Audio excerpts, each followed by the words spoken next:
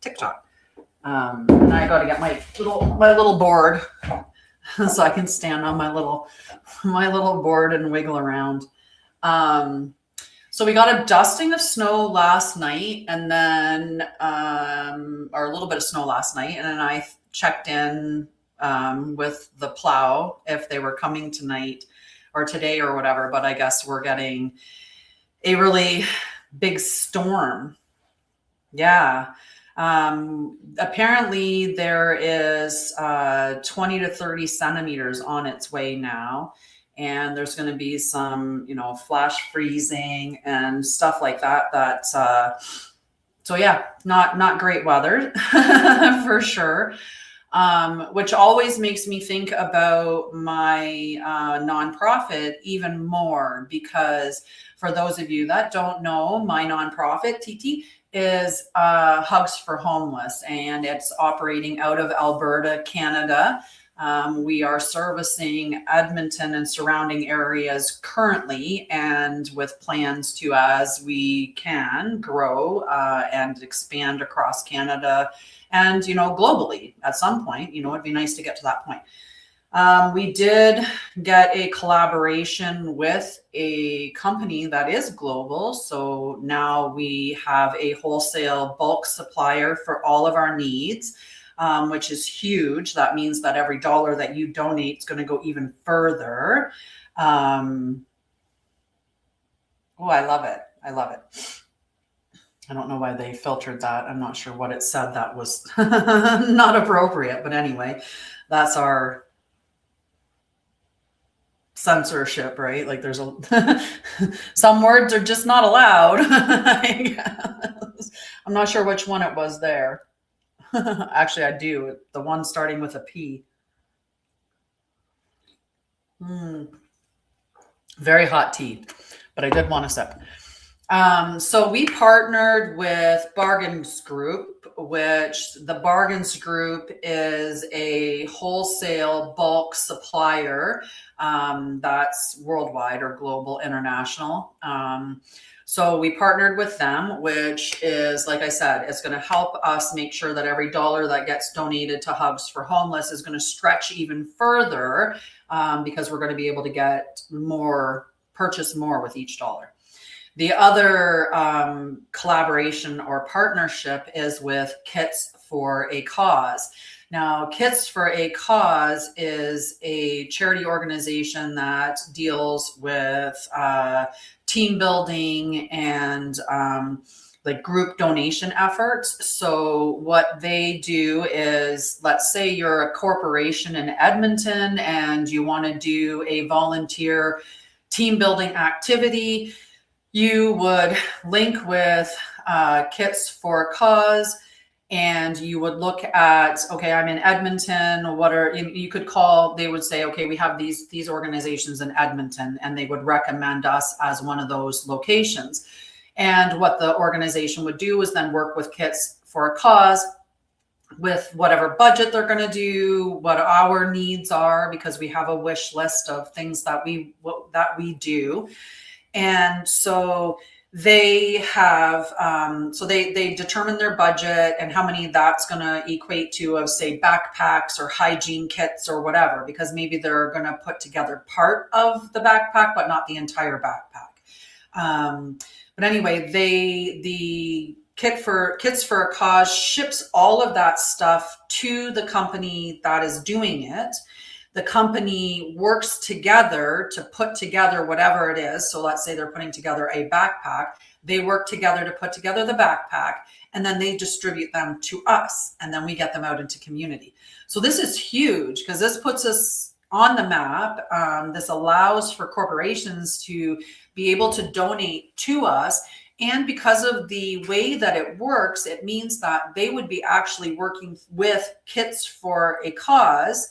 And so they would be giving them the charitable receipt, which was one of the things that, because we're working as a nonprofit, we can't give charitable receipts like a charitable organizations. we can show that you've given us money and that we're a nonprofit, right? So you can track it that way. You get a receipt that you gave us money.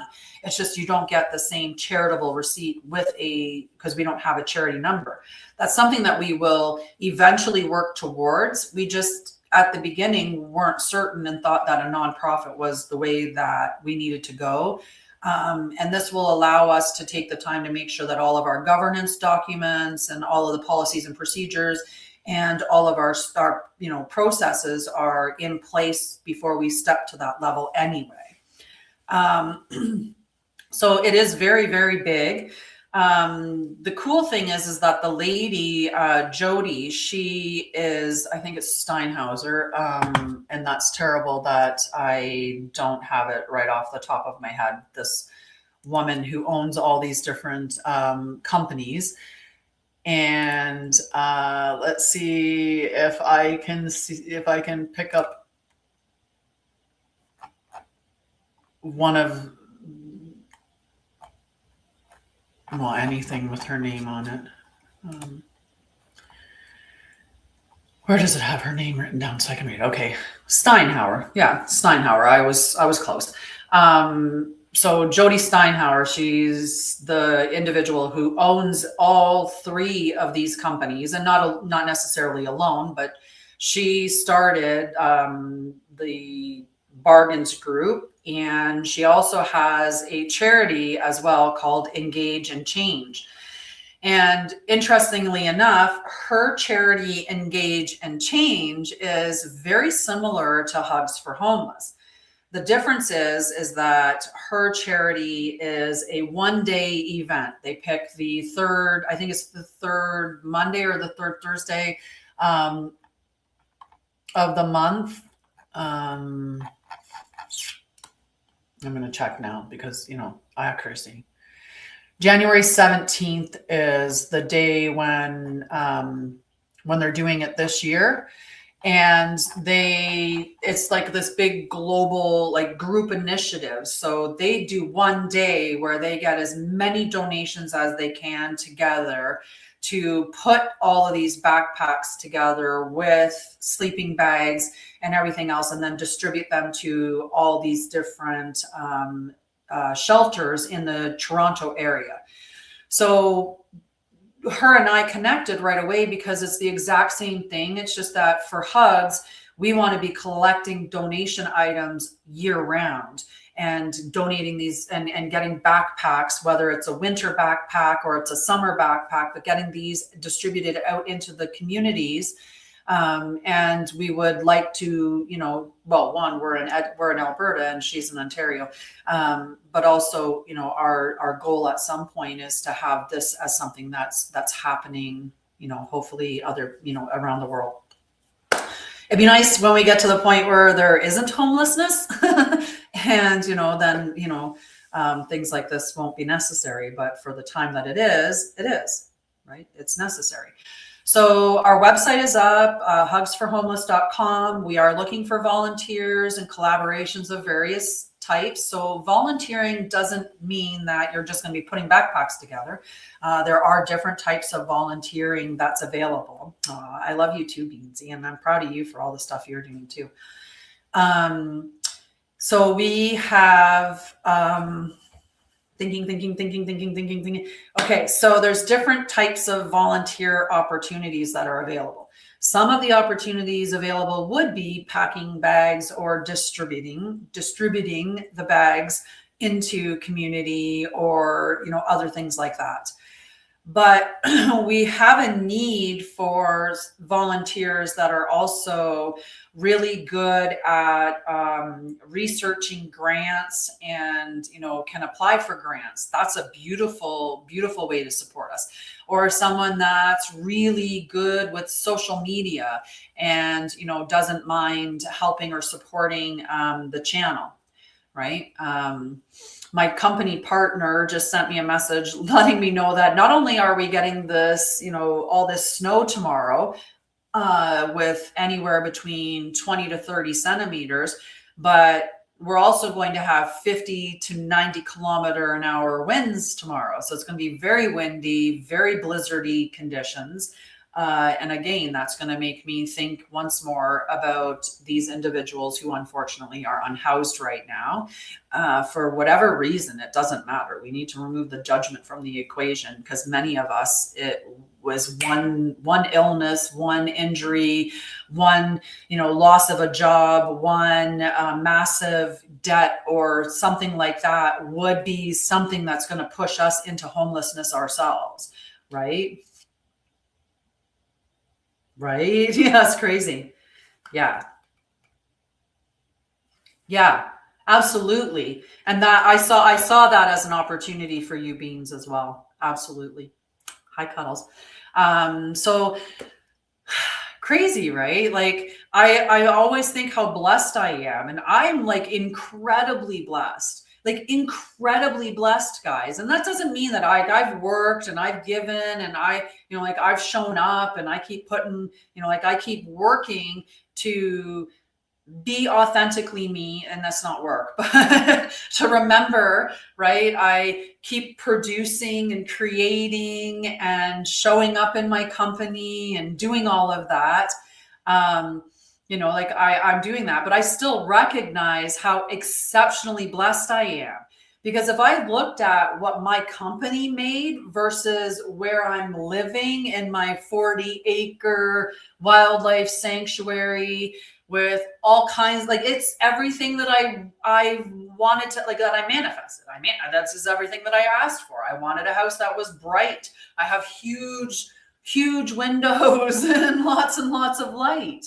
Right? I wanted privacy. I wanted quiet. I wanted connection to nature. I wanted water. I have a small pond. It's small, but it's a pond. It's water.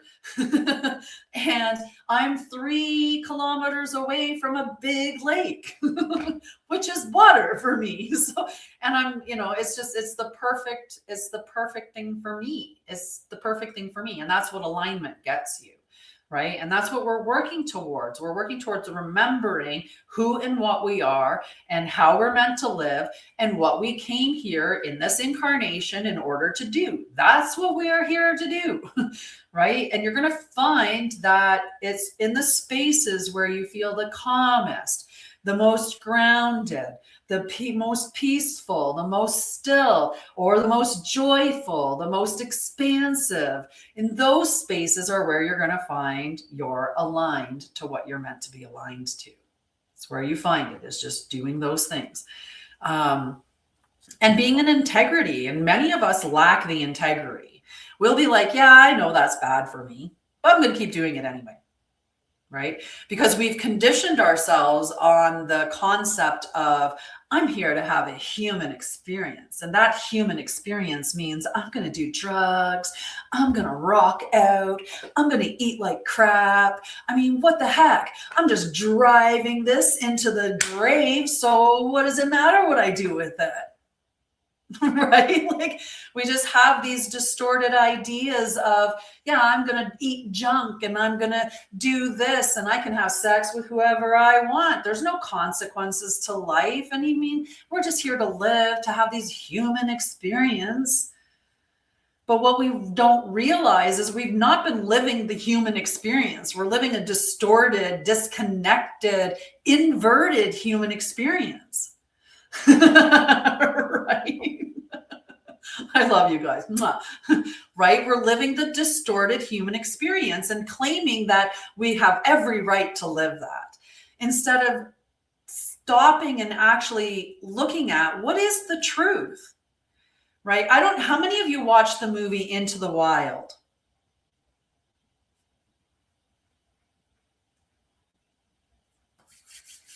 I did, and I love that movie. Oh my God, if you haven't watched it, Beansy, watch it. So I want to get his name right. So just give me a second, because you know me, I've probably got an internet page up close by or something that I can pull it from. So the dude that played I think is Emil Hirsch is his name. It is Emil Hirsch. So the guy that he was playing, his name was Chris McCandless. And so this is based on a true story.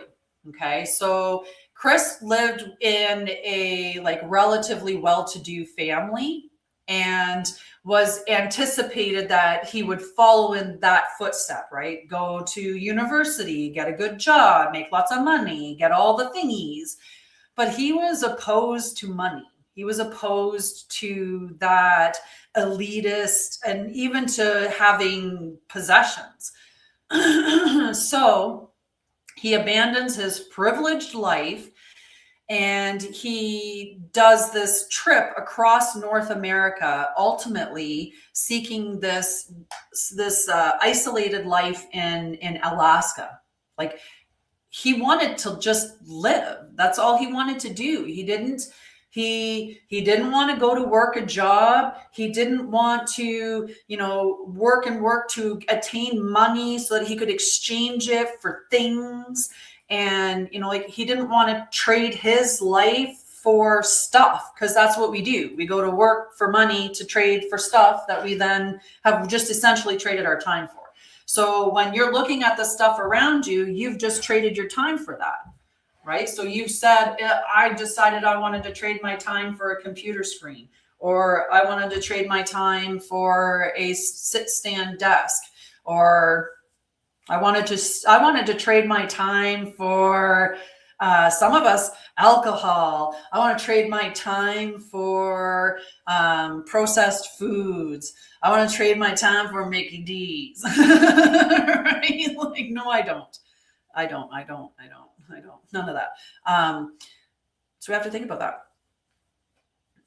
Oh yeah, we're spending all of our time just making money to pay so we can not have any time, and we're just shut down because we're not in alignment. So our soul isn't being fed.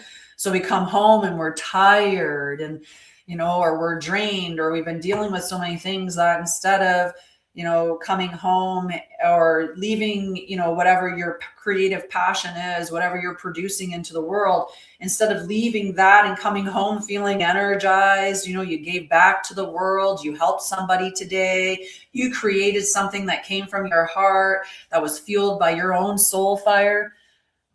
Instead, you're going to work for the man to get your 2 weeks holidays and oh yeah, that's what you get. I was like, what else do you get by working for the man? Oh man, maybe you'll get some benefits other than that. But that's what we do. We trade it. We trade every week. Like, we get so excited because it's a 3-day weekend, or oh my God, this one's a 4-day weekend. Like, oh my God, live, girl, live. You got 4 days off. We just need to learn, or remember is what it is. It's remembering how we're meant to live and return to living that way, which will then feel so much more aligned. We'll have tons of energy. We do. I do. When you're aligned, things flow. Things are much more effortless. So one of the things that I'm going to talk about is, of course, true sidereal and what I dub Krystic astrology. And I'm going to talk about the celestial alignment for today and some information around that. And then we're going to talk about a bunch of things today. I have a lot of things that I've scheduled to talk about, and we just did some talking too. So we got even more talking to talk about. All right. So let's look at the celestial alignment, see what's going on with that, and then we'll move on to some other stuff. But very exciting news as well. My 18th and 19th books are being published on December 21st of this year.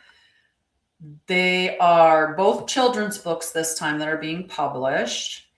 The first one is Tiana and the Phoenix Who Refuses to Burn.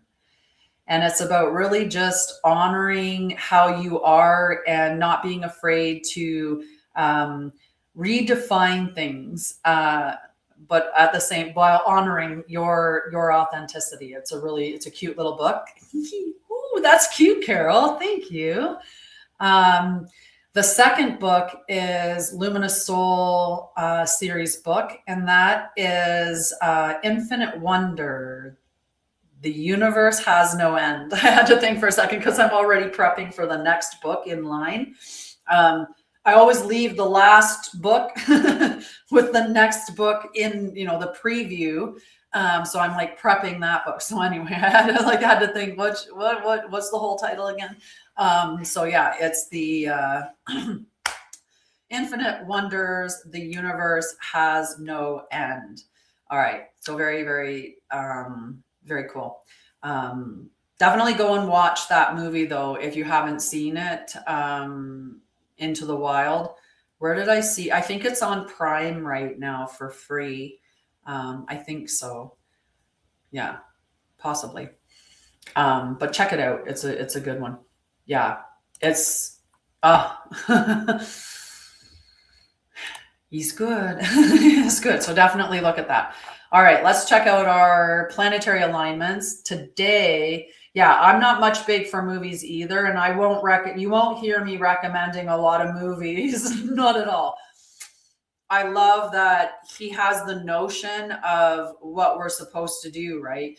Like if I'm inclined to be a healer, let's say, then in my natural alignment, I would align with naturopathy because that's what we're supposed to do, right? We're supposed to use the herbs and the elements and all of that to do healing, right? We're not supposed to go to a doctor who got a medical license to prescribe pharmaceuticals, right? I probably said a whole bunch of words that'll just get my, but I'm talking about factual stuff. It's true.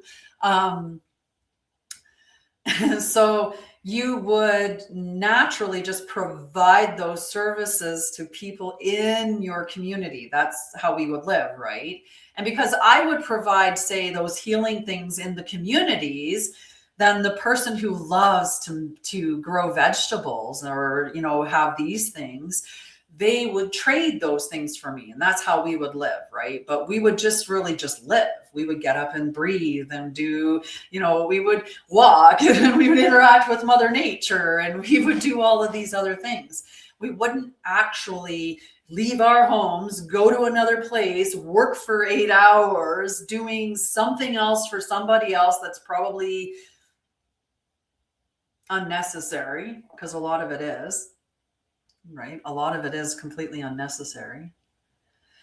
And then come back home. Right. Yeah. It's a good movie. It's a really good movie. And I don't really recall who all's in it. So I do apologize if it isn't clean of like stars that are known to be not good. I haven't watched it for quite some time, so you'll have to validate that. But yeah, it's a great movie. It really is. Okay. The other thing that is really cool about today is it's also my son's birthday, my baby's birthday today. So I'm just doing a public call out and happy birthday to him, and I'm really just so proud of him. He started his own company this year, which is a big, big step. And I know how scary that risk can feel. And so I'm so, so happy for him. And I miss him. He's one of my absolute bestest friends, or we call each other our best bitches. It's my boy. I'm his best bitch and he's mine. and he's mine. So anyway, happy birthday to him. I wish I was there and could celebrate, but I'm a stinker. I moved across the country so that I could run a nonprofit. So I apologize for not being there with you for your birthday, but I do love you. And we'll get together soon, of course, hopefully April. I know that doesn't seem very soon, but the way the times go by now, April's soon. It's coming fast. All right, today we have the sun in Ophiuchus, the moon in Libra as of yesterday evening. We have Mercury in Scorpio that happened on the 13th. we have Venus in Ophiuchus until the 21st of December. So on winter solstice, Venus transitions into Sagittarius. We have Mars in Sagittarius. We have Jupiter in Gemini, Saturn in Aquarius, Uranus in Taurus, Neptune in Pisces, and Pluto in Capricorn. All right. Sacred harmony, holding the field of truth with grace is what today is all about. We do not have to be mean with the truth. We do not have to be harsh. We do not have to beat people up. The truth does not yell and scream. The truth does not need coercion. The truth does not need manipulation. It doesn't need to silence the lies because the truth speaks louder anyway. Anyway, this is the field of balance, beloveds. Today we enter the sacred energies of that moon in Libra, and everything is according to true sidereal. So this is the living sky. We're going with the living sky. This is not about some set time 2,000 years ago. We are going with what the sky is actually saying right now. I look up these placements on the Sky Live, and that's how I create my live shows, from the looking at the Sky Live. I love you, Beansy. All right. So this is a time when celestial currents call for peace, justice, and equilibrium. But let us be clear, Krystic balance is not passivity. It is not spiritual bypassing or suppression of the truth just to maintain some surface level calm. Okay. It is the anchoring of divine truth with grace. So under the sun in Ophiuchus, we are not here to avoid discomfort. Remember, Ophiuchus is resurrection energy. This is not death. This is what comes after. This is the phoenix rising energy. So we are here to transmute it into illumination. Ophiuchus is the sign of the alchemist, the initiator, the leader, the healer. Sorry, the healer. They're a leader too. I have an Ophiuchus sun. Sorry, some of the other words coming up. And the sun's presence here reminds us that we are midwives of transformation. That's what our task is. We are transforming the energies of the traumas that we experienced that we did not transmute at that time. That's another part of what we're doing. We're transmuting collective energy, right? We're transmuting distortions in the field. We're transmuting energy for Mother Gaia and all of the beings that are here. So when the moon travels through Libra, we are guided to examine the relational field, our partners, our mirrors, our shared realities, and ask, where am I holding peace as posture rather than presence? Right? So where are you faking it? You're just showing up, you're just pretending that there's peace. You're playing that peace is here, but it ain't inside your mind. You're just keeping the peace to, because maybe you're not ready to be truthful, rather than actually being peaceful, right? So this is a time for you to be just really honest with yourself. Where are you keeping the peace with others in your relationships, right?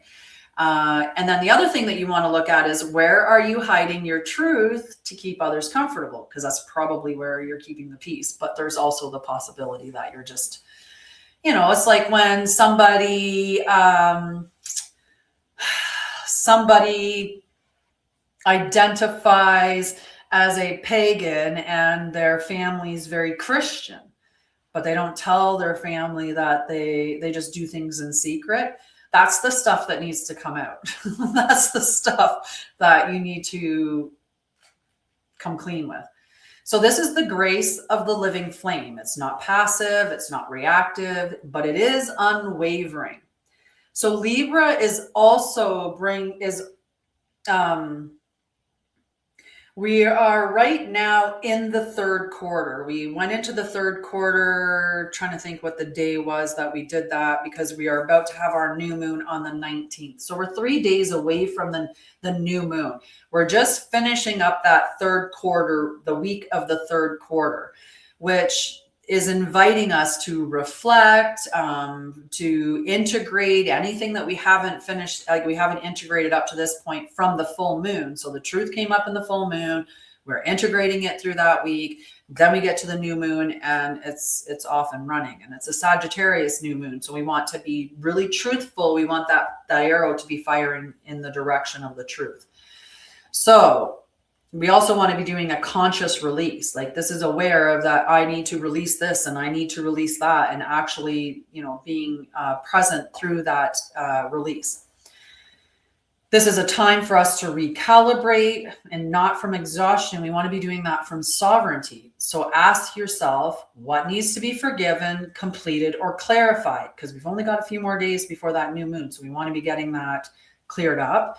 And we also want to be looking at what cords or illusions are ready to be released, so that you can walk forward with clarity, but walk forward clear of entanglement or ties to other stuff.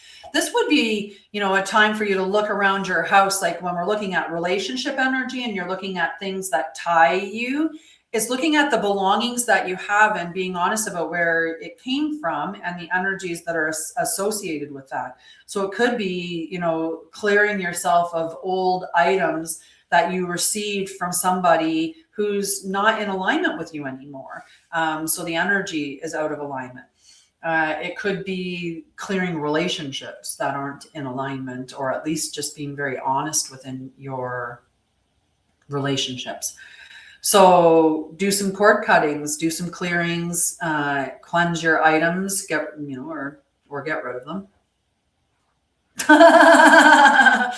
The crock pot keeps coming up. It's an issue because you keep it comes up. You consciously say that it's not an issue, that you love the crock pot and that you like that it works well and it's a good crock pot. And when you're using it, you're not thinking about it, but you think about it because it comes up whenever we're thinking about releasing things that are out of alignment that someone else gave you. It's the first thing that comes to your mind is that crock pot. So that means it needs to go. There's something subconscious that's there, and yeah. So think this is an opportunity for you to get a new or a repurposed one. You could find one, because sometimes the quality of stuff that was made years ago is better than the new stuff that you get. So it might be something that you want to, get a nice used one that someone, or get a new, I get to get a new crock pot.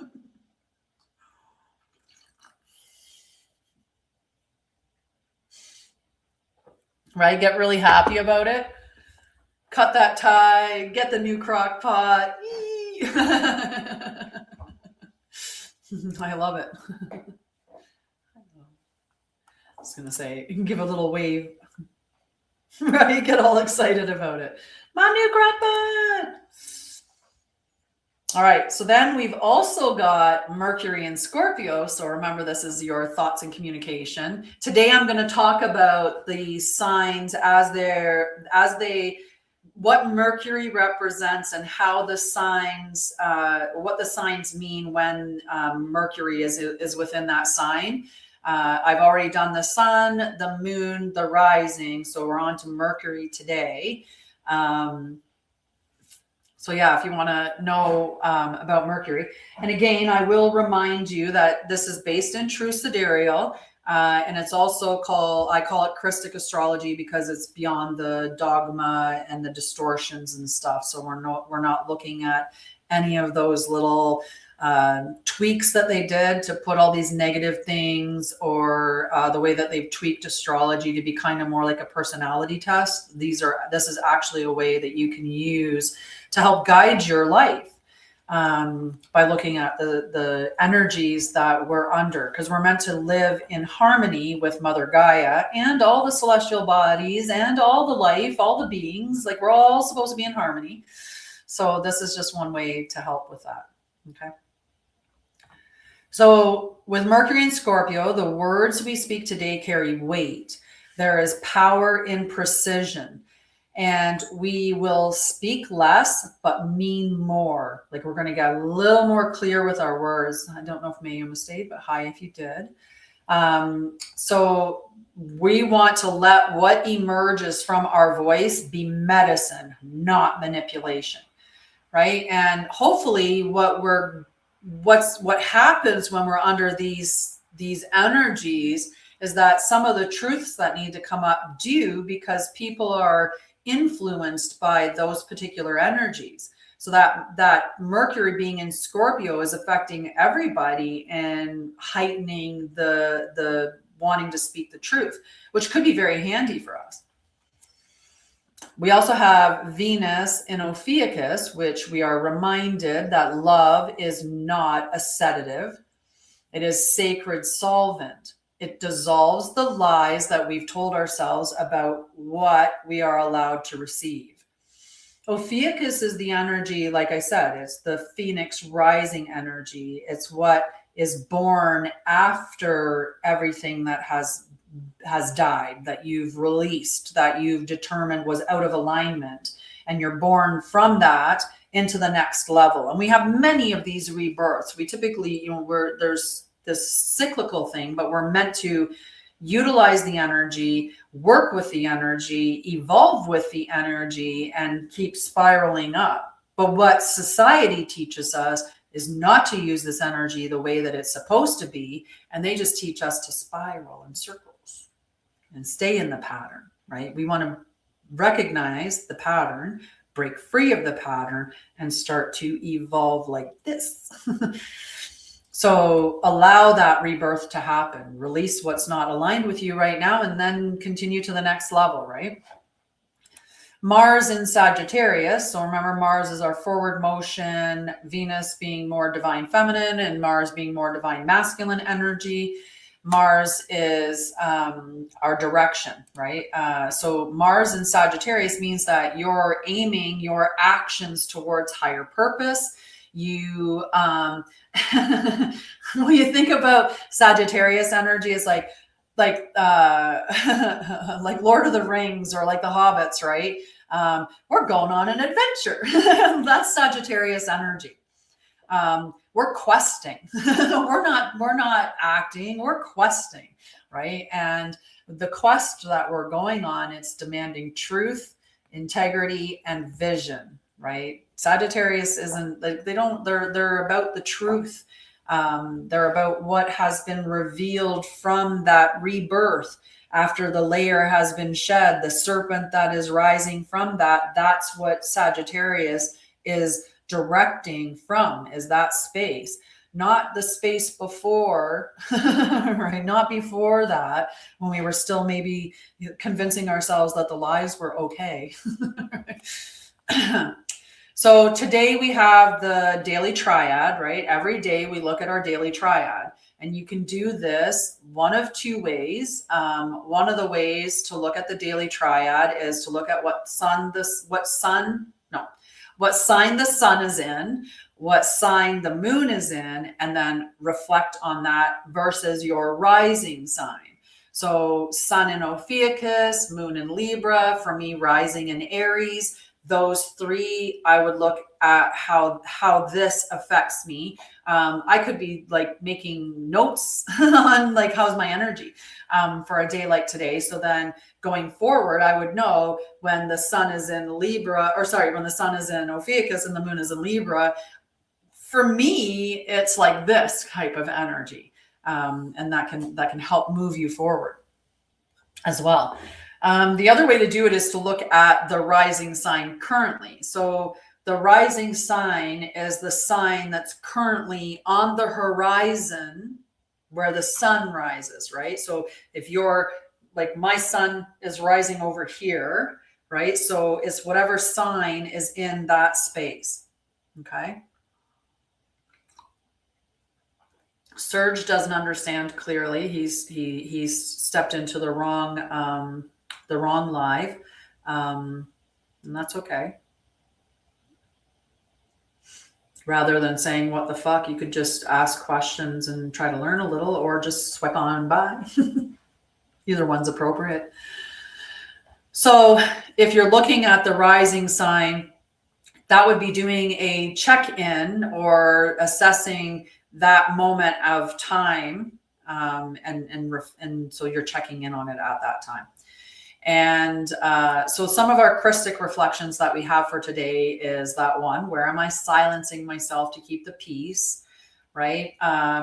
What does divine harmony feel like in my body? You know what harmony feels like. If you're taking a lot of stimulants and other things, if you're eating a lot of preservatives, if you're under a lot of radio frequencies, EMF, like if you live in the heart of a city in an apartment building and you're inundated with all kinds of negative energies, between, you know, the different Wi-Fi's, the different radio signals, the microwave signals, the EMF, like all of that stuff, plus you're somebody that's eating really processed foods, a lot of dyes, a lot of artificial ingredients. If you're cooking with your microwave or cooking with like those, you know, pans that have the coatings and stuff like that, that they've said's bad for you. If you're still putting, you know, covering yourself with lotions and makeups and, you know, all kinds of products and stuff. And if you're drinking you're drinking energy drinks and, you know, like you're not allowing your natural resonant energy, you're not in harmony. You can't be in harmony because you can't feel what harmony is. You know, and I know I used to be the person that I would drink coffee like it was on an IV drip. I was all day long coffee, and then go to sleep and think that I was getting some sleep. I don't even think that for the 20 years I nursed that I actually slept well one night because of how much caffeine I had in my system. I don't think I was, oh my gosh, it's crazy how out of alignment that we really are with our bodies and with ourselves. So many of us do that, where we stimulate ourselves with one substance, and then we numb ourselves out with other substances, whether it's food, TV, marijuana, these types of things, to combat the caffeine or the other stimulants that we have in our life, our dopamine hits and all of that. So we're just naturally, like right now, we're balancing with chemicals rather than removing the chemicals and just being in our natural frequency and our natural state. So yeah, many of us don't even really know like how that feels within our body or what that balance is. So we want to ask, where does the truth want to speak through me today? There's some truth that maybe is asking to be spoken. Maybe it's to you, to yourself in the mirror and reflection. Maybe it's your partner. Maybe it's a friend. Maybe it's a colleague, right? Maybe it's family, but there may be some truth that needs to be spoken. What are we asking to release at this point, right? What is the rest of this third quarter moon asking us to let go of at this time? Yes, we're all generating a frequency for sure. Hi, Anshara'El. And where are you being called to choose clarity over comfort? Thank you, Fiona.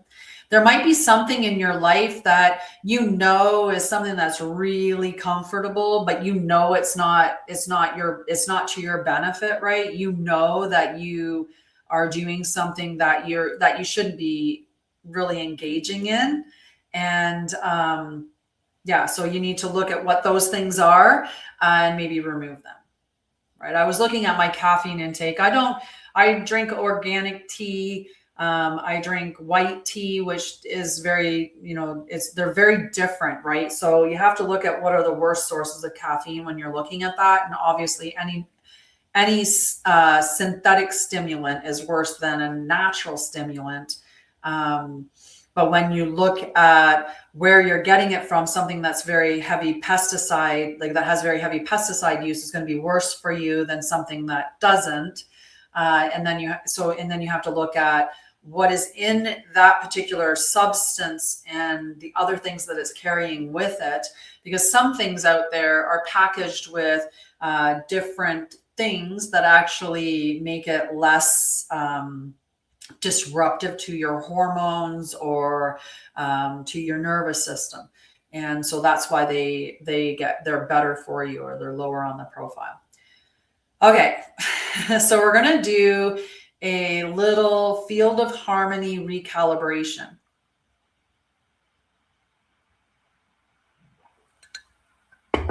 Okay, so I want you guys to close your eyes. You know how we do this, how we get into stillness. We're going to close our eyes so we can take out all of this stimuli.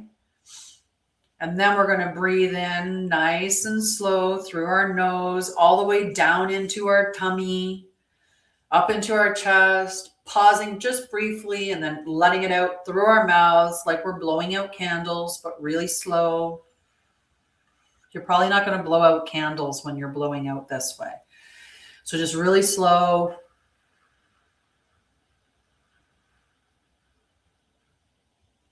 Okay. That's what we're going to do. We're just going to breathe like that, a minimum of 3, because it takes that much for us to really get out of our head and into our body. And that's what we want to do. If your brain's really, really active, you may need to take a couple more. And anytime that you're in the middle of doing something like this, if your brain starts to get really active and it's like, whoa, squirrel, or let's go grocery shopping, or you remember that conversation that we had the other day? I think we should have said this. If your brain starts doing that in the middle of it, don't get upset or be judgmental. Like, you're not calling yourself names or anything. You just stop, take a breath in, and focus on that breath again. We can deal with that later. Like, it's just a pause. We're going to deal with that later. And you just push it to the side. Okay. And then just breathe back in. All right. So let's do that. Let's get ourselves nice and comfortable. I'm going to do it too. And we're going to place our hands over our solar plexus. So solar plexus is above the belly button, the umbilical cord, about a finger to 2 above that, right? So above the umbilical.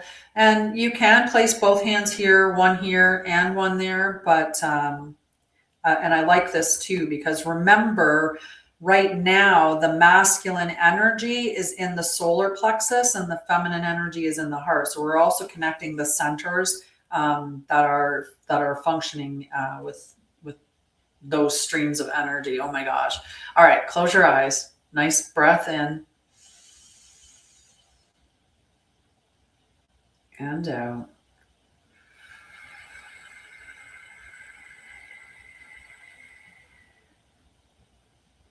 And in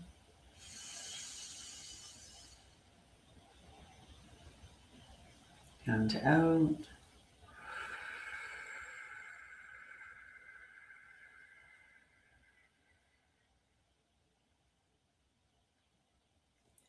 And in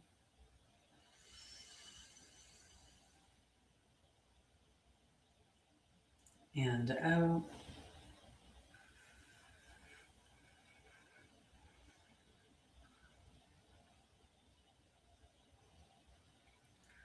Now repeat after me. I dissolve false peace, false polarity, and false reflection. I call forth the full presence of divine harmony, where all parts of me are welcomed, where truth is honored, and where balance flows from wholeness.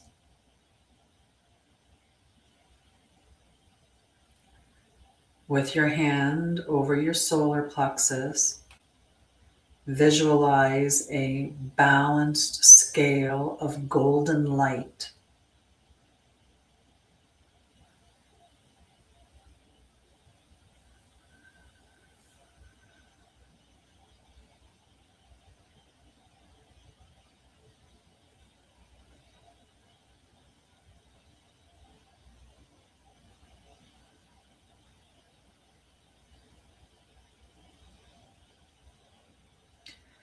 Now let that scale rise all the way up to your throat.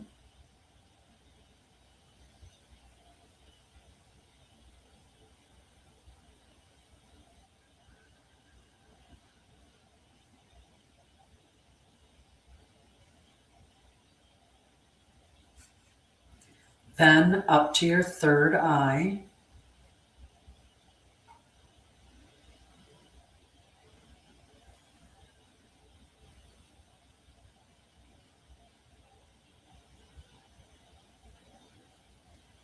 And then out into the field.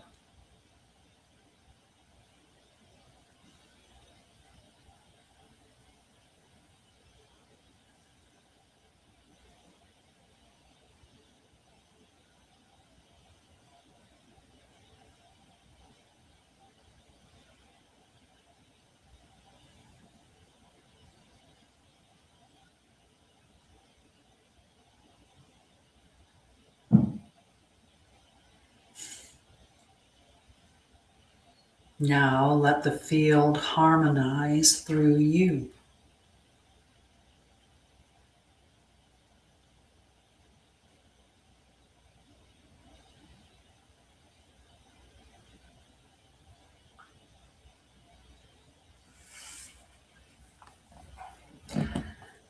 And whenever you're ready, you can come back.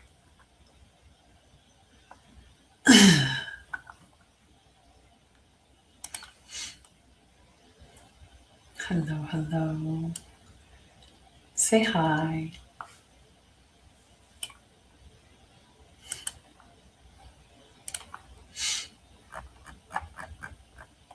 How did that feel?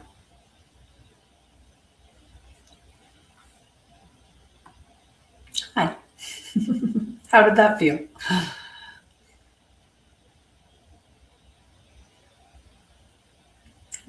It did. It did. Feel very balanced. So I have the Krystic suggestion for you today, which is in moments of social tension, disagreement, or avoidance, practice inner neutrality before outward action. Okay? It's not detachment, it's clear resonance. You're just asking yourself, am I acting from alignment or from appeasement? Let that be your tuning fork today, right? So anything that comes up that you may feel that you want to be reactionary, right? Remember, we drop into our breath to bring, that's the break in our nervous system, right? And then ask yourself, just where is that coming from, right? Is that coming from that reactionary spot? And if it is, then this is your opportunity to bring that to light and work through it, right? So if you want to go deeper into doing things like that, I have a bunch of membership groups that you can check out between like the Krystic Mastery Circle. I have a couple of courses that I'm putting on this coming month.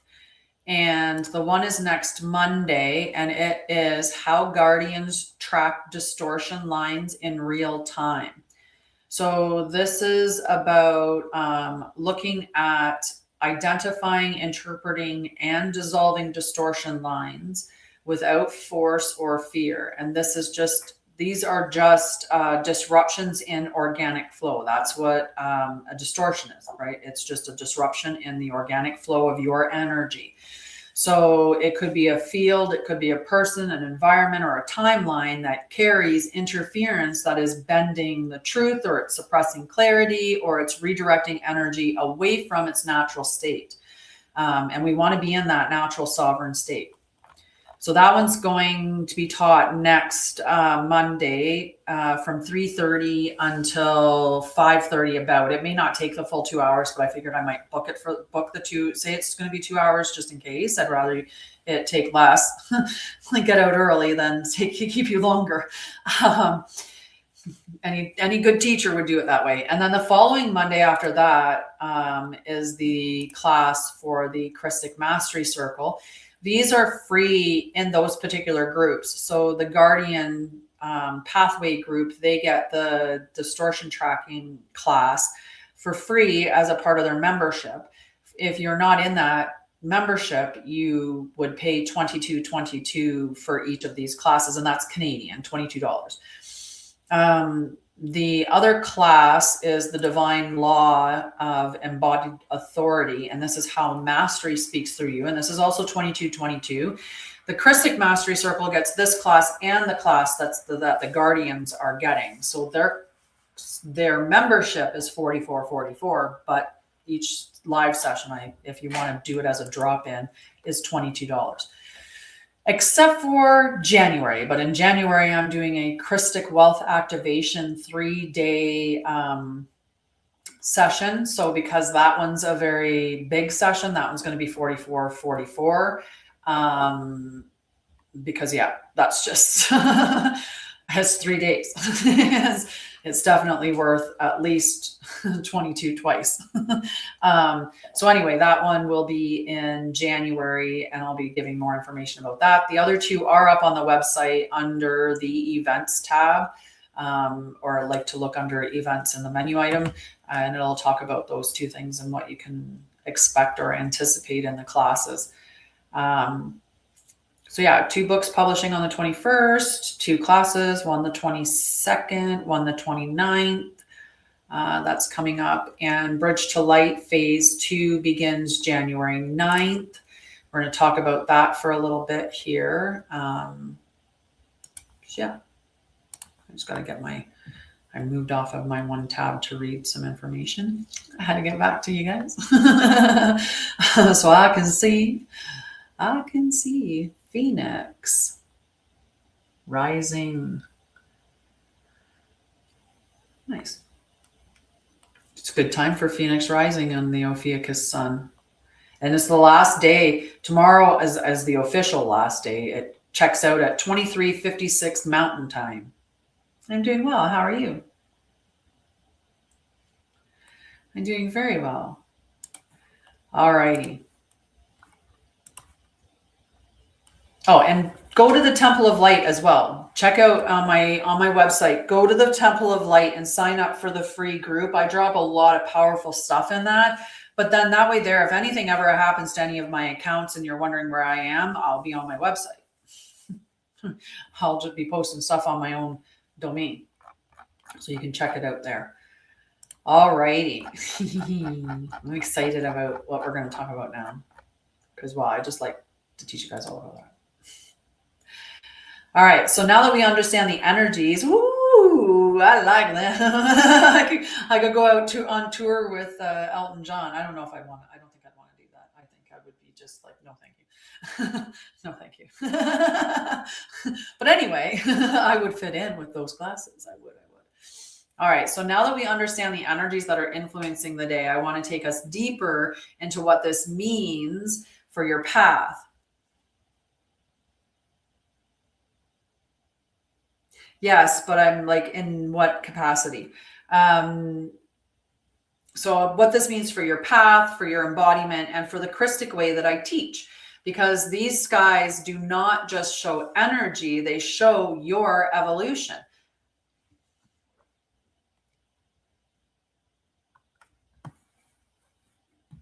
Sophia's not Gaia. Sophia's not Gaia. Gaia has Terra, oh my God, my brain's, I can't believe they're not coming up. Just the one. But yeah, I can't think, they're not coming to me. Sorry. They're just not coming to me today. But that's okay. And I don't want to go looking for it because that could be quite the, I'm like thinking in my head where. Thinking, okay, never mind. Put it down, Tammy. Put it down. All right. So with the sun in Ophiuchus and the moon in Libra, today is a day of alignment. Not only energetic alignment, but relational and identity alignment. Because Libra's bringing in that balance while Ophiuchus brings in the truth. Scorpio and Mars is bringing depth of thought and communication. And Sagittarius and Mars is bringing that direction, that like firing an arrow. So this creates the perfect environment for embodiment work, because embodiment is not just a feeling. It is a choice, a shift, a decision, right? We decide that we want to live from a higher layer of ourselves.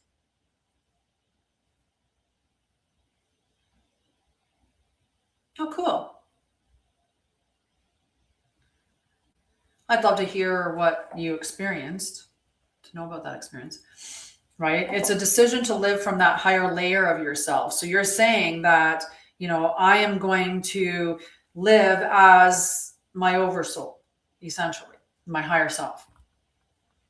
And this is the foundation of the Krystic way. Like Yeshua came down to teach us to live the Krystic way, right? He taught the way. This is the way. And he didn't come down here to teach you religion, or he didn't come down here to teach you those things, like the way that it's been doctored and twisted and changed. It was the Krystic path, which is a path of coherence. It is living from the truth of your oversoul, not the reactions of your ego. It's the path where your energy becomes clean, your motives become clear, your intuition becomes accurate, your choices become aligned, and your field becomes stable.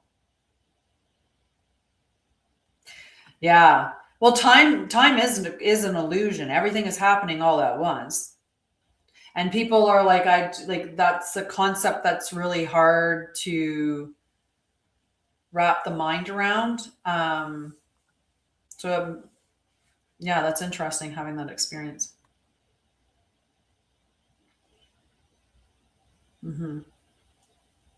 Hopefully you're not truly looping and your days are just exactly the same. So you just don't even realize it is the exact same day and you did live it twice. Could you imagine? So this is not about rejecting. Right. That's very, very cool. Right. I know, it was coming out at the same time. That's hilarious. So yeah, this isn't about rejecting your humanity. It's about integrating your divinity. And that's what we're supposed to be doing, right? We're supposed to be saying to ourselves, this is who and what I am, and this is how I'm meant to live, and this is why I incarnated at this time. And so I'm going to do it. And I'm going to live it. And, we are multidimensional. It's very easy. And, it's easier than we realized for us to shift, right? For us to experience those other things. Some of us use some help from some sacred plants, which is very, very cool. It's very, very cool. So that's what today's energies are supporting. They're supporting us, saying, this is who I'm going to live like I'm supposed to live. It's time for me to say, okay, is this aligned with me? And if not, get rid of it. So embodiment is not a concept. It's an actual lived frequency. It is one of the core teachings that I bring through the Bridge to Light, which phase 2 is all about embodiment. But it's a core teaching that I have on my platform, is all about embodiment. And this is because with embodiment, you don't just know the truth, you live it, right? And many of us, we get to the part where we're like, I'm learning, I'm listening, I got all this information, so intelligent, but we're not doing anything, right? It's no different than the individual that goes when we go to the oh god, my brain just I read your comment and I lost my train of thought. That's hilarious. All right, time for a little sip of tea then.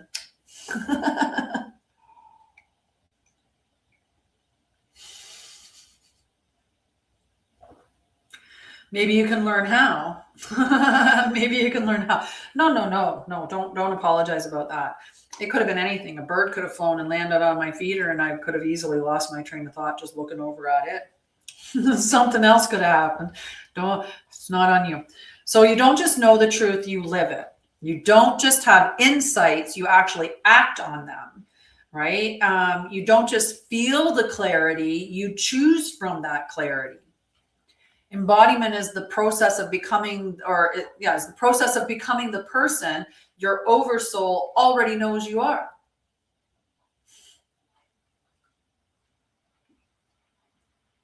Mm-hmm. It is the art of making the invisible self visible. That's what embodiment is. Okay, it's the invisible self becoming visible. Me and my little slide rocket back and forth. I'll get my little clips from the generator from SteamYard. It generates like little clips of the live, and I'll see it where I'm like, all of a sudden I'm like, shh, over here, and I'm like, oh yeah, because of my board, because I'll slide over, flip from one side to the other, and then I'll laugh when I see it in the video, and I'll like, oh, there I went again, going from my one side to the other. Keep paper near you or voice record, right? Get one of those voice recorders. I'm pretty sure you can get one for pretty cheap, and then just record whatever the visions are when you're having, like as soon as you have them, right? Look at recording them down as soon as you can. But right, like when you think about when you go to therapy, there's a lot of therapies that are just talk therapy, and that's all you're doing is you're just talking and talking and talking and talking and talking, and they might give you some knowledge, but if you don't apply the knowledge, you're not getting anywhere with it. And if they're not giving you anything practical, if they're not giving you any tools to use, and you're not actually using any tools, then it's just very one-dimensional, and you're not going to be healing, right? You're not going to be navigating past that. Well, you're going to have to learn to discern that. So today's sky with the moon in Libra, you're being invited into that harmony between your inner self and your outer world, right? That's the Libra energy, is the relationship, that mirror with people around us. So the question becomes, are my choices aligned with the identity that I am stepping into, right? We don't want to be aligning with the past. We want to be aligning with who we know we're meant to be, and taking steps in that direction. You want to be looking at, are my relationships aligned with the truth? And that doesn't mean that the relationship necessarily has to be ended. It could be that the relationship needs to change where its position is, right? Because maybe you have a friend that's really, really, really, really, really close, but you guys aren't in alignment now. And it doesn't mean that you're not friends with them. It's just maybe they're not that very close friend. Maybe they're a little bit further out. Maybe it is a relationship that needs to end. And, maybe it's the relationship with your environment that needs to change, or it's a relationship that you have with your workplace, things like that. So you have to also look at, are my boundaries aligned with my worth? It's a big thing. Your boundaries are telling everybody else how to treat you.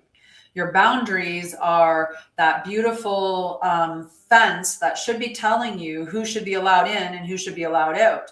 The person that jumps over the fence isn't the person that should be allowed to stay, right? That person that violates your boundaries, when they do that, they're showing you that they need to be placed outside the fence, right? It's like if somebody broke into your house, you wouldn't invite them to live there. Like, that would just be foolish. You don't know them. They're breaking in to rob you, and you're going to let them have a room? No, you're going to call the cops and kick them out, send them down the road, right?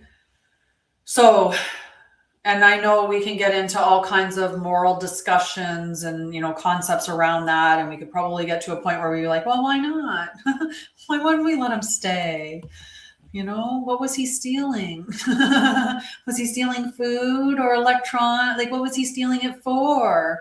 Was he stealing it for food? Like, was he just hungry? Is this like the, Les Mis situation here? Like, should we, is he just not a bad person? He's just starving.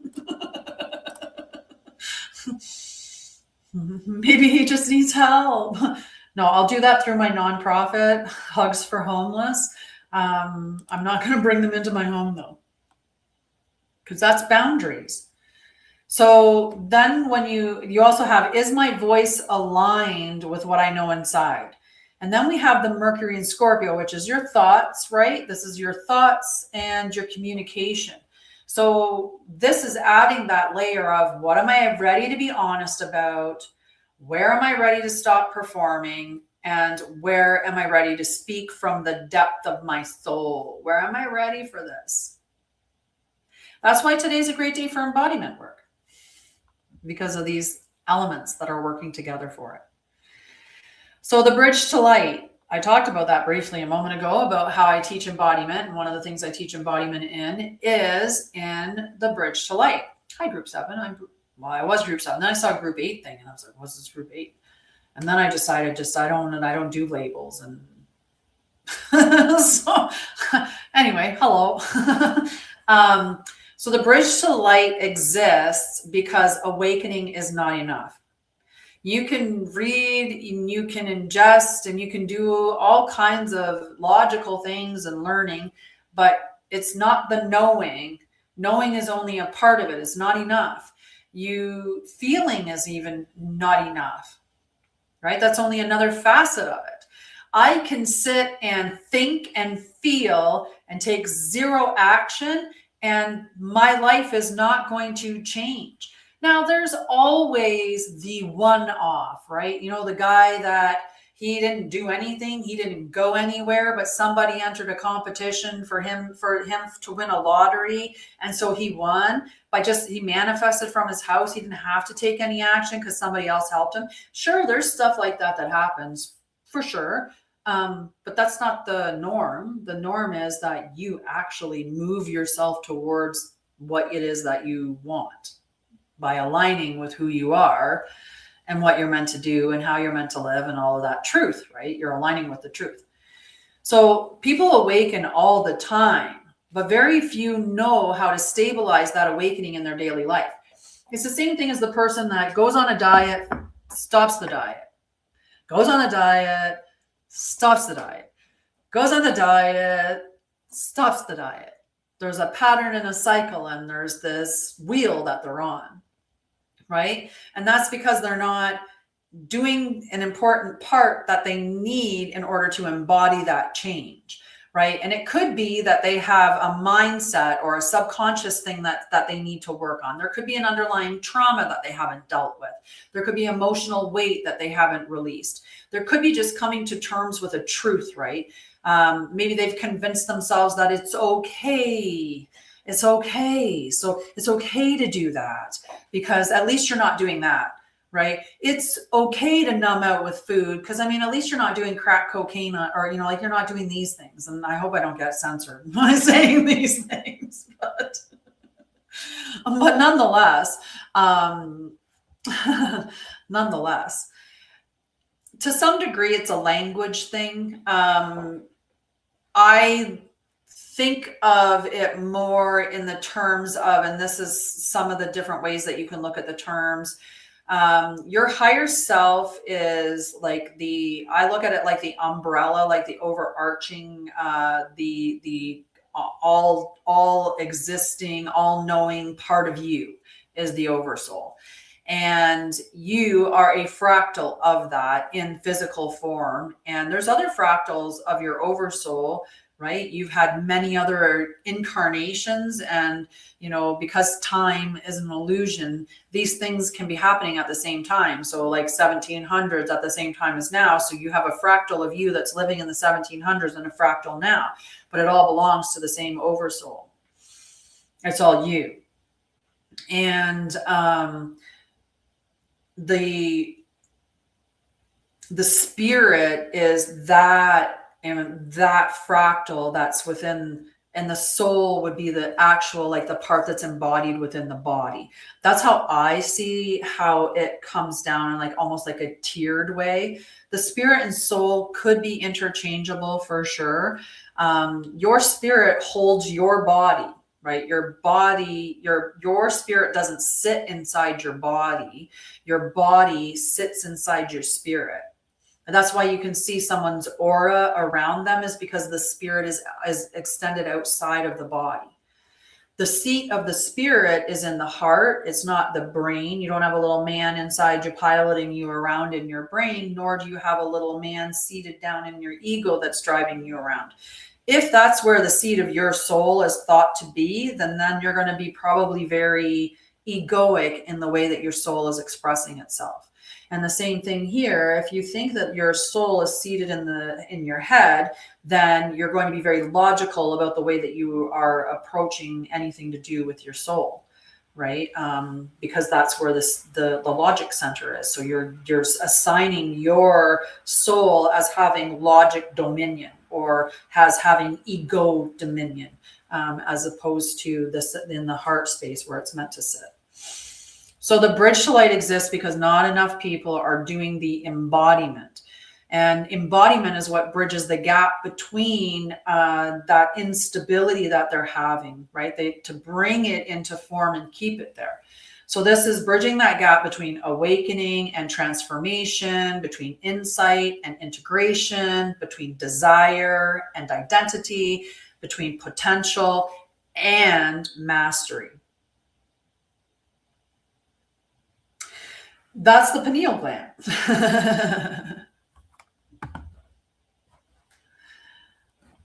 So that's opening up the third eye, which is a higher vision center. Right?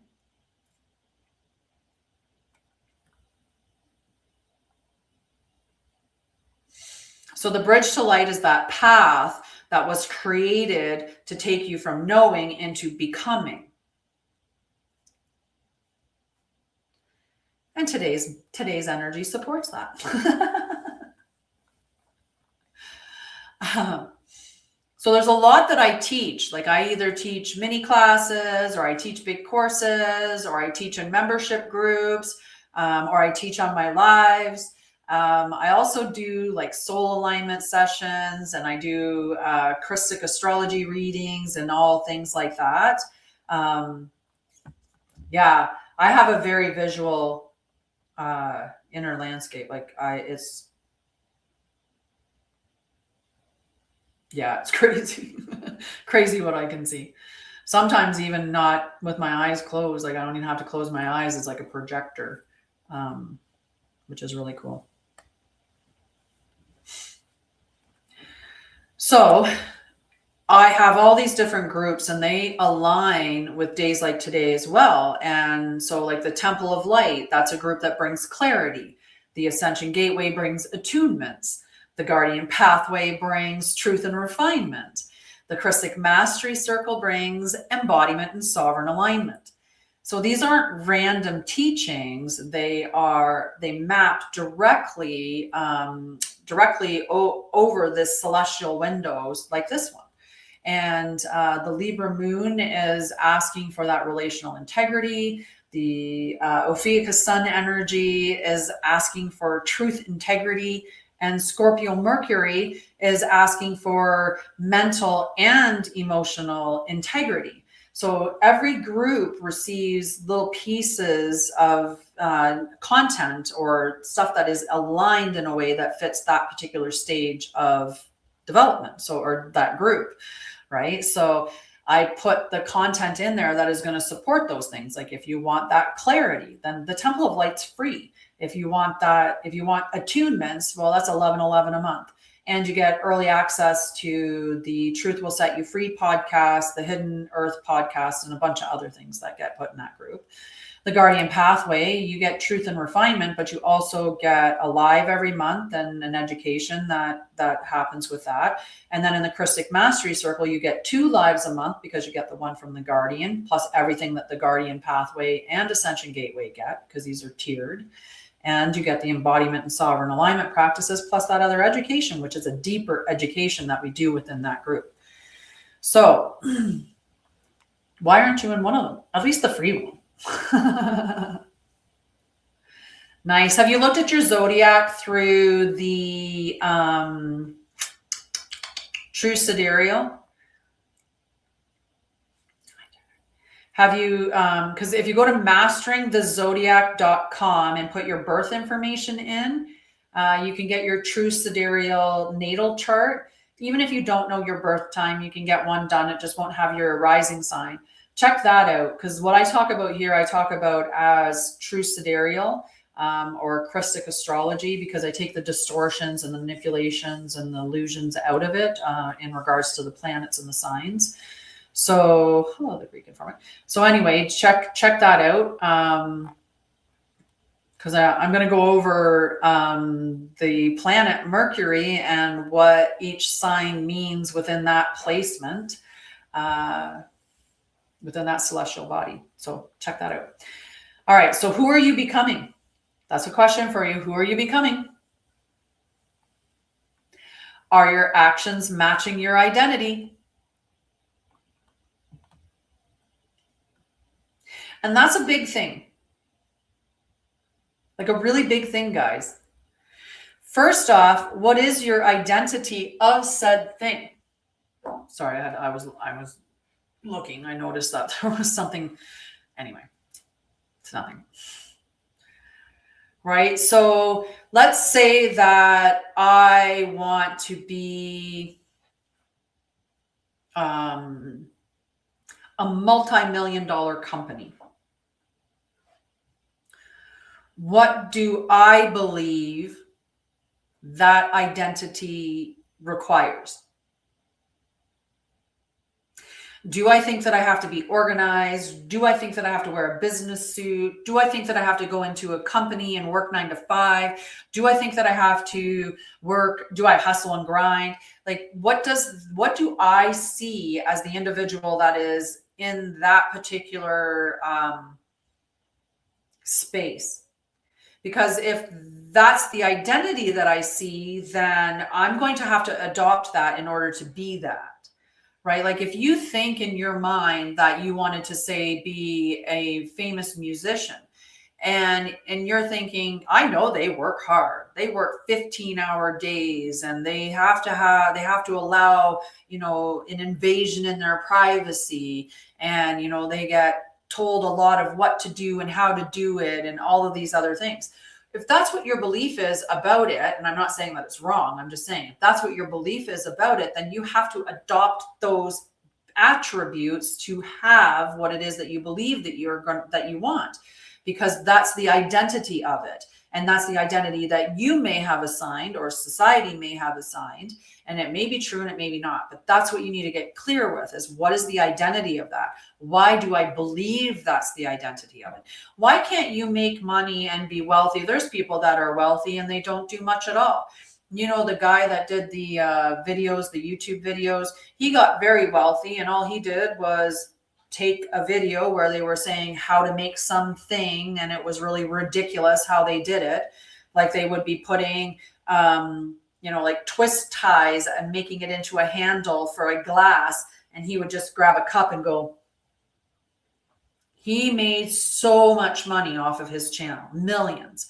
It wasn't hard work. He didn't have to leave his home and go to a company, work 9 to 5. He didn't have to work a hustle and grind lifestyle. He didn't have to do any of that.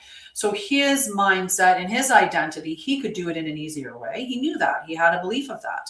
So the identity that he needed to have in order to get what he wanted was a different identity. So you have to get clear with your identity and make sure that that is, in fact, the identity that you must have to have what you want. Better yet, just look at who you are. It is.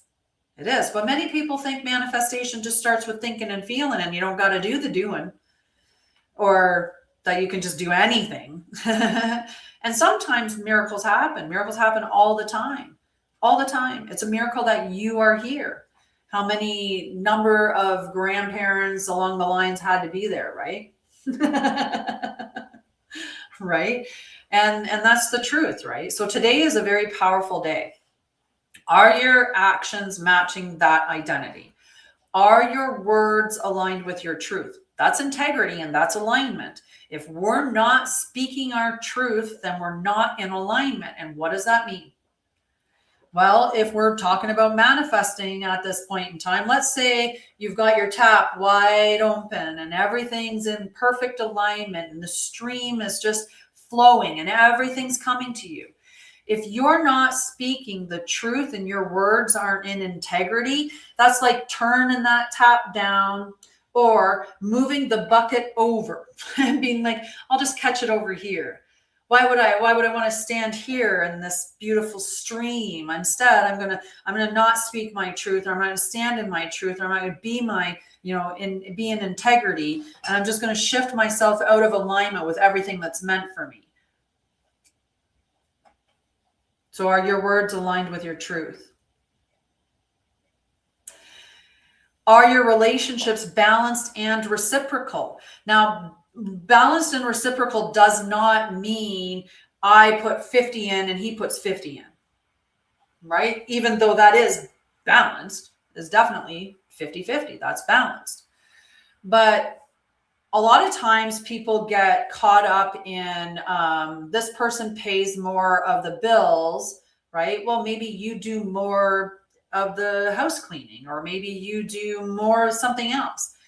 The important thing is that there's an even exchange of energy, that it's reciprocal, and that nobody is completely carrying the other person. And even though there may be moments where that individual needs more, that you also are aware that at a certain time you may need more and they would be there. Not the person that you give when they need more that's not there when you need more. They just pull the Houdini thing. Right? So these are balanced and reciprocal relationships. And again, just because it's not balanced and reciprocal in the space that it's in doesn't mean you have to eliminate it altogether. You just have to put it in a position where it is balanced and reciprocal. So the other thing to ask is, are you living from your oversoul, or are you living from your ego? Oh, it is. It's very much inverted clown work. So your ego, remember, we've talked about this a lot. Your ego is doing what? It's driving, looking in the back window, right? Like it's looking out the back window, driving down the road going, yeah, it's nice and straight right now. So it's going to continue to be nice and straight. Because what it's looking at is all of these things that have happened now. So because that happened, that means that's potentially going to happen again. That's your ego. Every time you step into that spot, well, what if what happened before happens again? Ego. When you start doubting and questioning and you're foggy and you're not sure what to do, ego. Because your ego is operating from the space of fear and wanting to keep you safe and comfortable. Because the comfort space is obviously safe. It's got blankets and pillows and snacks. It's safe. Right? I mean, if Taurus is ruling the comfort zone, it's got soft stuff and snacks. So the other thing is your energy coherent? Right? And that comes down to all of those things, right? Are you dealing with your trauma? Are you looking at your shadow? Are you talking to your ego and allowing your oversoul to drive? Are you ingesting all kinds of toxins and dyes and all kinds of stuff? Are you interacting with all kinds of Wi-Fi and radio frequencies and these things and other things? Are you doing all of these things? Because if you are, your energy is not coherent. That's because we're not supposed to be like that. We're not supposed to be inundated with all of these things all the time. Okay. So today is, but people want transformation, but transformation begins with alignment. So what aligns with you, right? If you're sitting there saying, oh my God,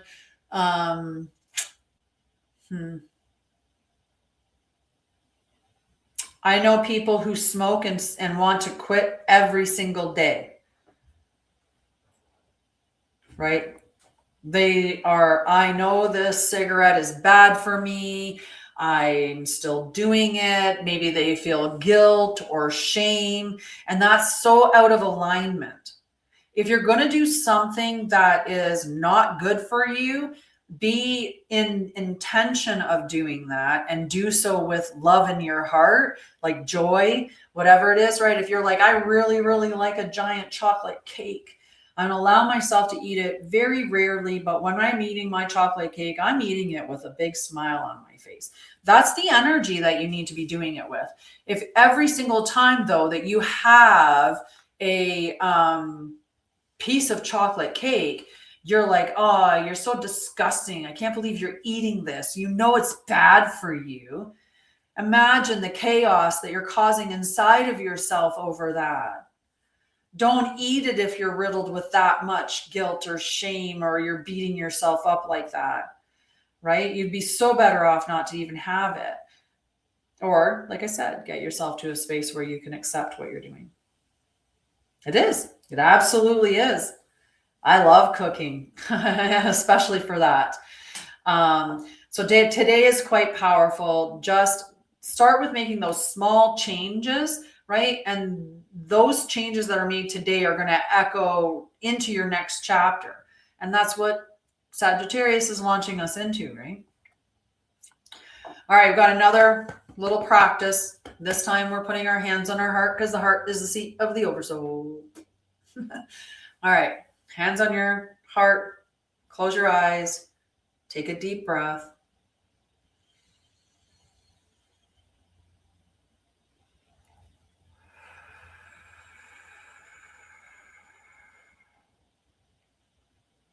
You can take a couple more if you feel the need.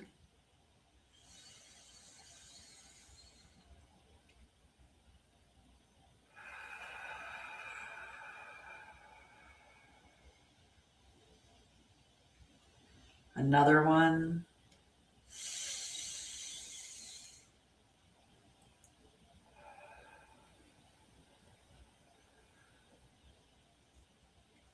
Now ask yourself, what choice today aligns with my Oversoul?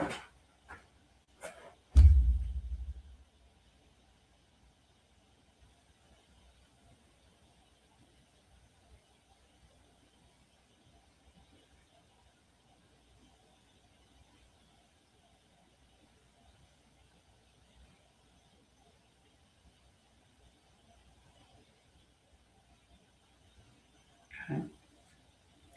Not tomorrow, not this year, just today. Just feel the answer rise. You do not need to force it. Okay?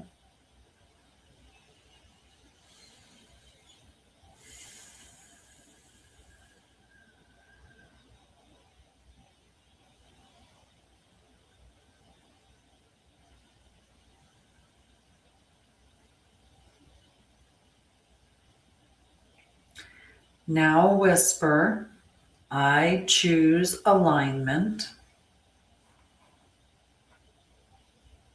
I choose truth.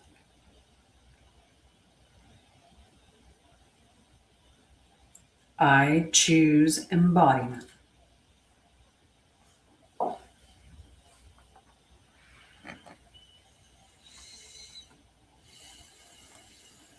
Your embodiment is not created by the sky. It is supported by it. You become the bridge between humanity and your higher self. You become the living expression of your Oversoul. You become the one who walks the Krystic Way with coherence and clarity. Hi, Doris. So let today refine you. Let it align you, right? We need alignment. Then we're embodying it. And let it prepare you for the next state of your becoming, which is that beautiful embodiment stage. Which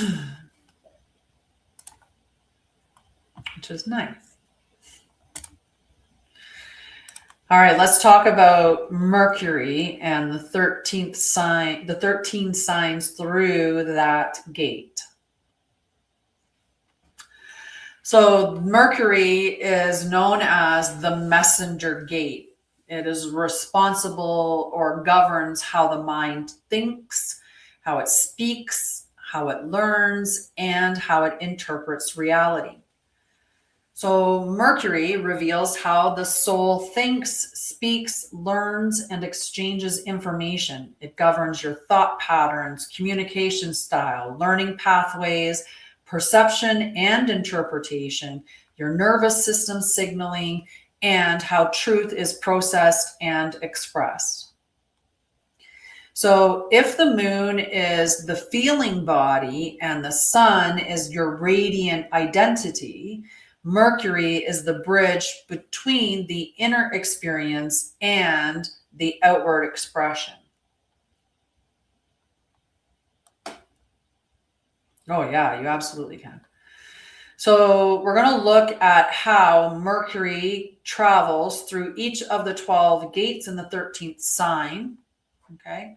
So how the mind communicates through each gate is what this is talking about. So Mercury in Aries. Mercury in Aries, they are direct. They are fast thinking. They have a decisive mind. They speak with clarity and urgency. They process truth instinctively, and they prefer action-oriented communication. So if you're going to do it, do it. Say you're going to do it, do it. Like that would be something Aries would be standing on, like if they have Aries in Mercury. Okay. I'm like, I gotta look. I can't remember.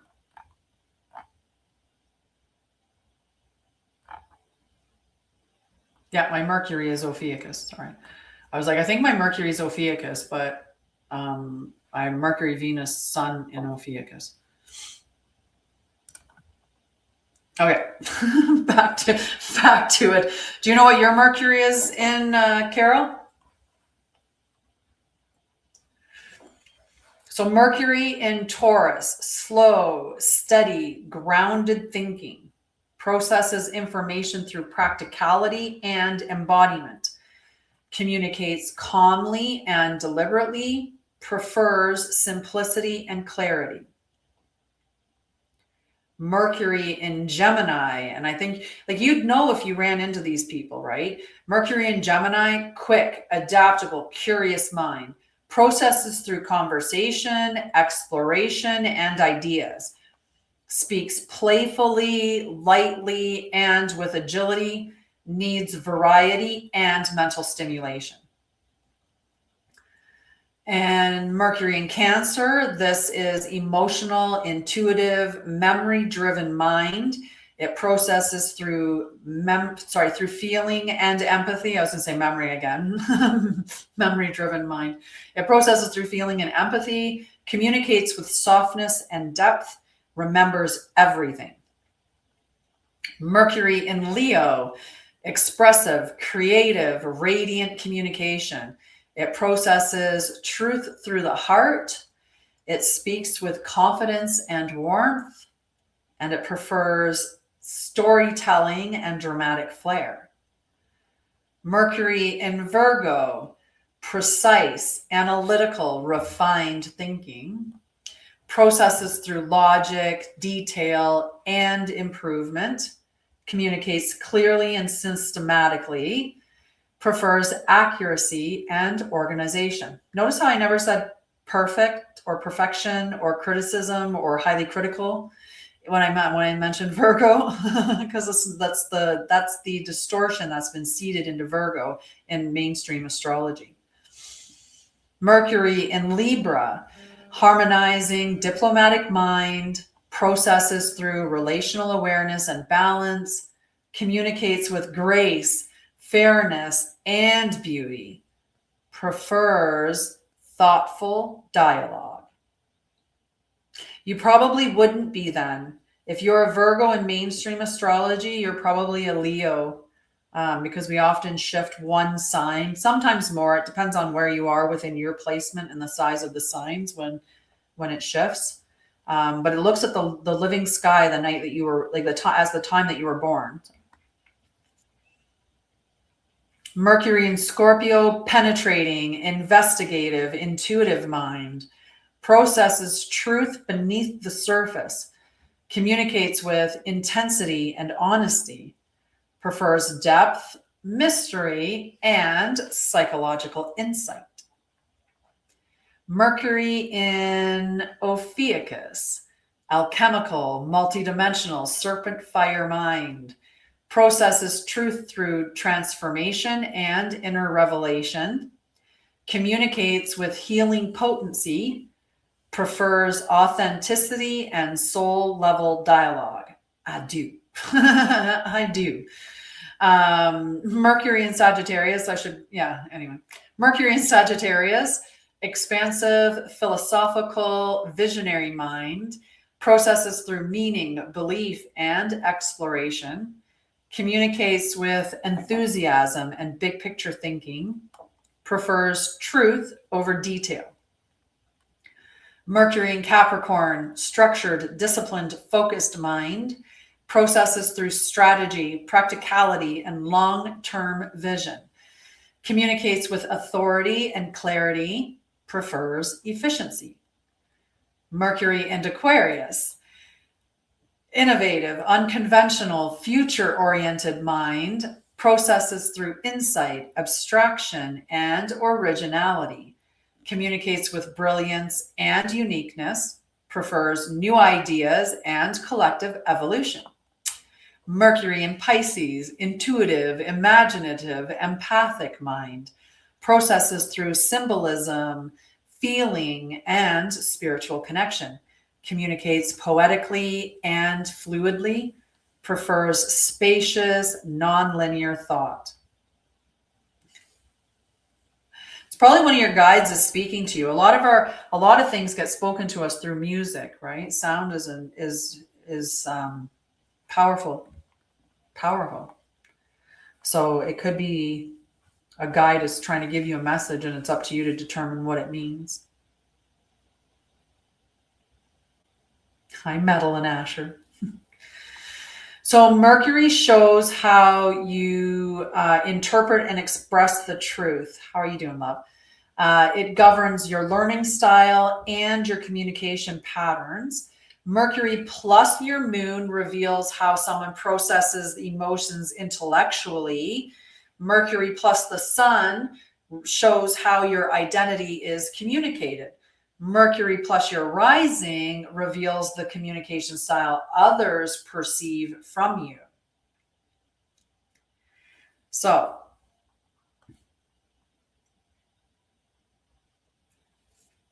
Mercury is the messenger self. How are you doing, love? Communication and truth-telling. It represents multitude of things, thought patterns and interpretation, learning pathways and mental clarity, nervous system signaling, curiosity and adaptability, and also speech writing and storytelling.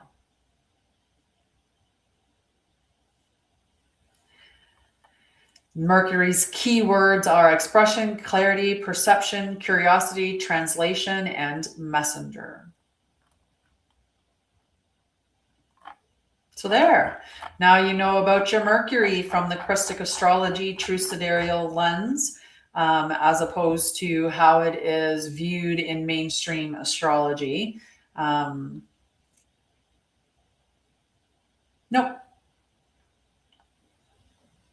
Not necessarily. The moon changes signs every 2 to 3 days. The rising sign changes signs every 1 to 3 hours. Like it's on like slightly under 2 to over 2 hours per rising sign. The sun changes signs every month or so. Depending, there are some shorter signs. Let's see if I have my notes on that close at hand. Might be this one.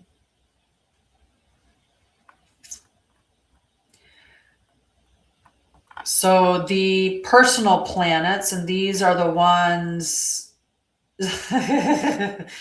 Mercury's in Scorpio.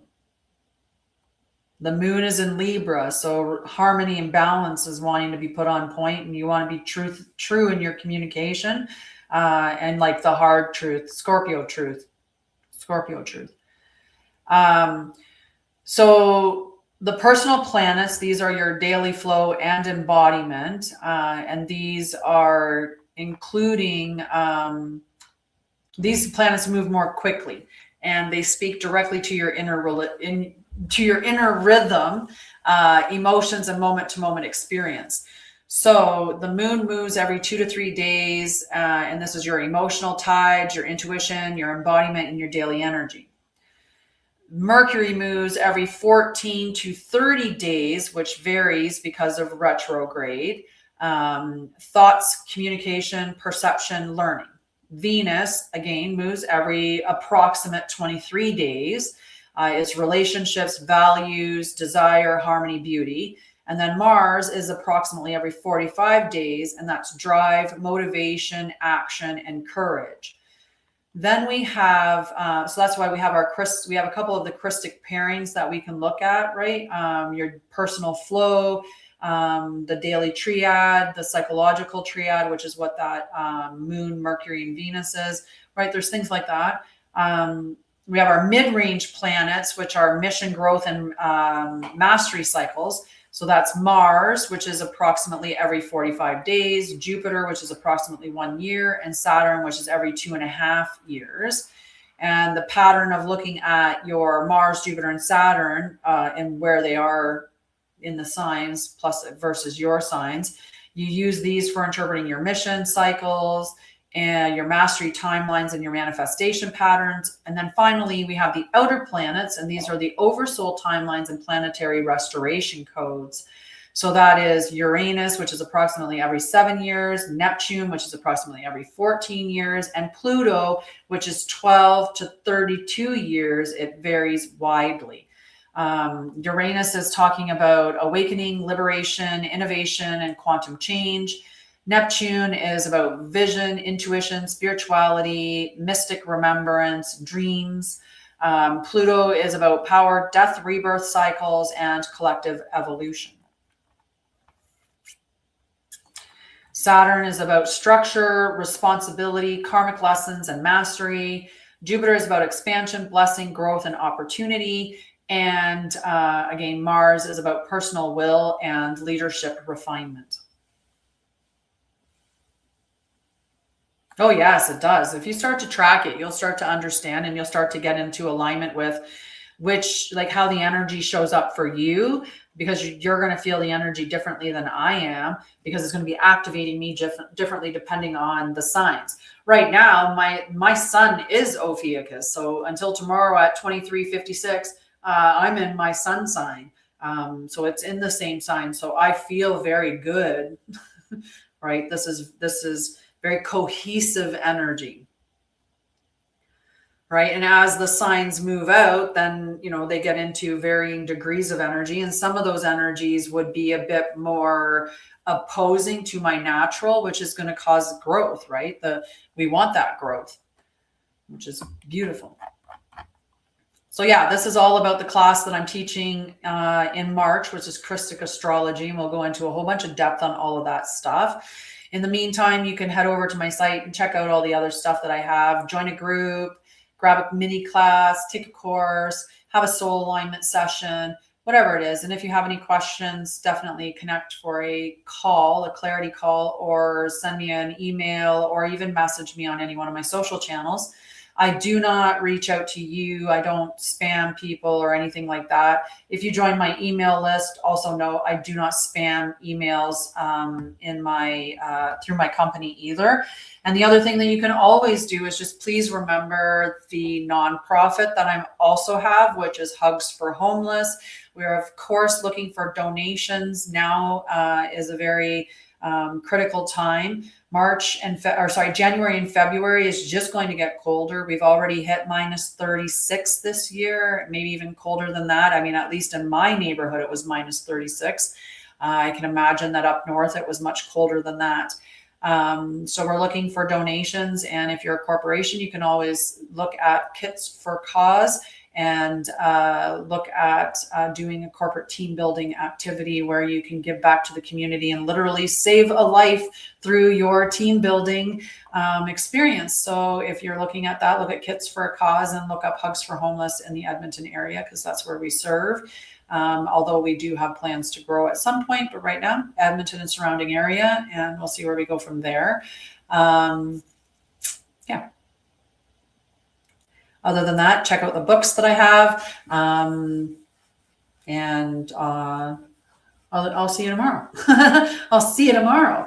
Tomorrow is the 17th. Like I said, tomorrow is the last day of Ophiuchus season. So we have that transition tomorrow, right just before midnight my time, which means it may be after midnight for other people, like in the East Coast, right? It would be 2 a.m. for almost 2 a.m. for you guys. But we'll be in we'll be in Sagittarius season at that. So tomorrow's lineup is going to be fairly similar. I have to check and see if the moon transits. It might transit tomorrow or today at some point. So I'll check into that, but check those things out or come and catch me back here tomorrow, approximately 1 p.m. Sorry, 1 a.m. I'm not coming live on 1 a.m. Not. Strike that from the record immediately. I'm not going live at 1 a.m. What? The earliest you'll catch me live would be like, I don't know. I get up at 5. I have been up at 2 a.m. There'd have to be something pretty freaking awesome for me to be like, yeah, I'm going to throw a live together at 1 a.m. today.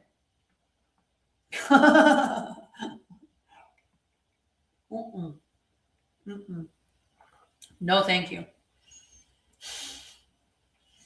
My dog's sitting on his bed with his paws like this, and he looks so pretty just sitting there looking out the window.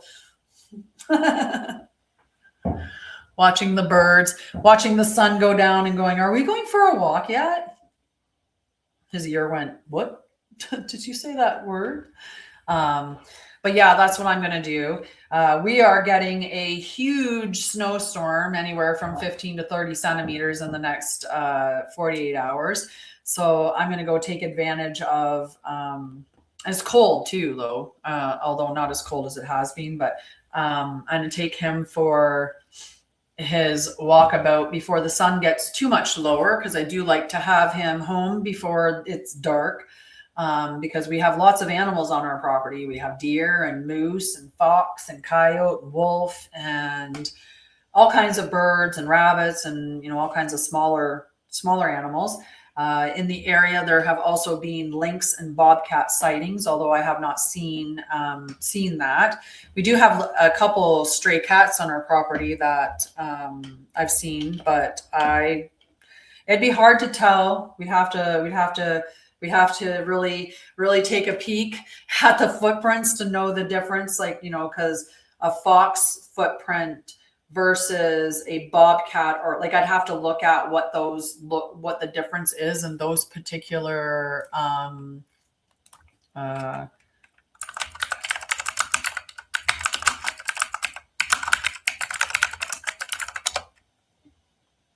like I'm just gonna look. All righty. Images.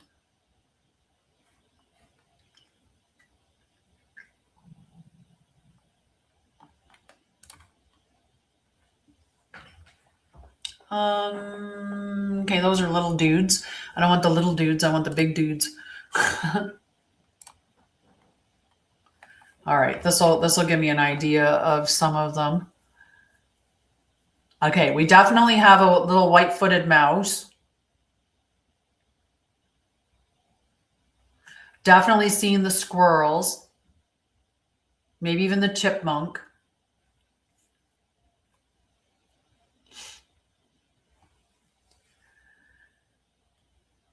I have not seen black bear prints or beaver or porcupine, but it's winter time here. So, you know, like I haven't seen them anyway.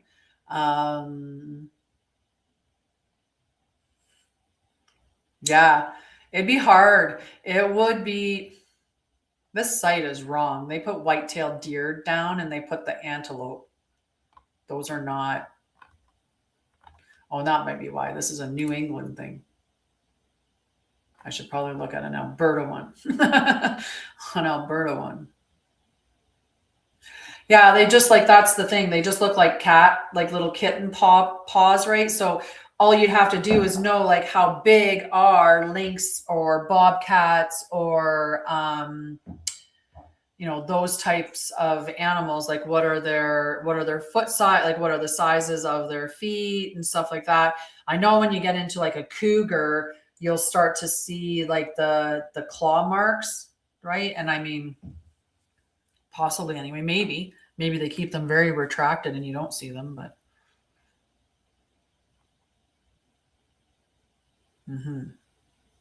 interesting. Now I'm on a hunt to find the information to find the size and stuff like that. But I know I have a moose on my property. I found him. I found him. I have his fur.